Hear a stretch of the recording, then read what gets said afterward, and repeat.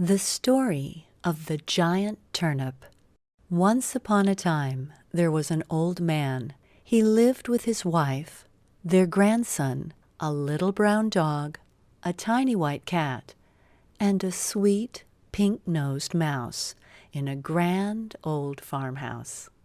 One day the man told his wife, "Dear wife, I am going to plant a turnip seed. When it grows good and big, we will have delicious turnip soup."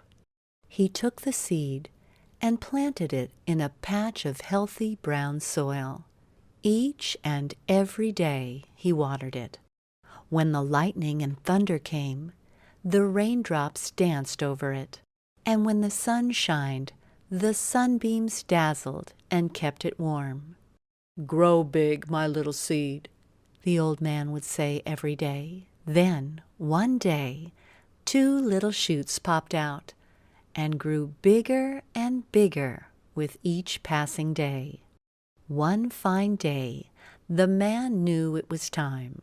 "Dear wife, tonight we shall eat turnip soup," he said, and he put a big pot of water on to boil. He went into the garden and, reaching down, took hold of the shoots, and he began to pull. And he pulled, and he pulled, and he pulled, but the turnip stuck fast. He called to his wife. "Dear wife, would you please come and help me pull the turnip?" he asked. So wife held on to husband, and he held on to the shoots, and together they pulled, and they pulled, and they pulled, but the turnip stuck fast. She called to their dearest grandson. "Dear grandson, would you come and help us pull the turnip?" So the grandson held on to Grandma, who held on to Grandpa, who held on to the shoots, and they pulled, and they pulled, and they pulled, but still the turnip stuck fast. So the grandson called the little brown dog, and he held on to the grandson, who held on to Grandma, who held on to Grandpa, who held on to the shoots, and they pulled, and they pulled, and they pulled, but the turnip stuck fast. So the little brown dog called to the tiny white cat, and she held on to the little brown dog, who held on to the grandson, who held on to Grandma, who held on to Grandpa, who held on to the shoots, and they pulled, and they pulled, and they pulled, but the turnip stuck fast.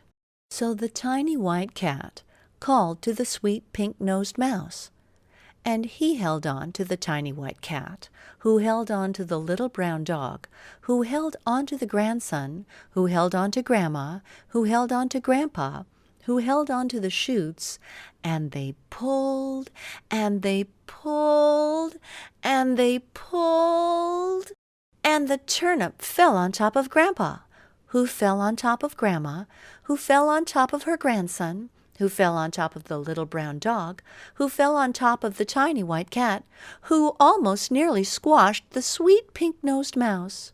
It was a giant turnip.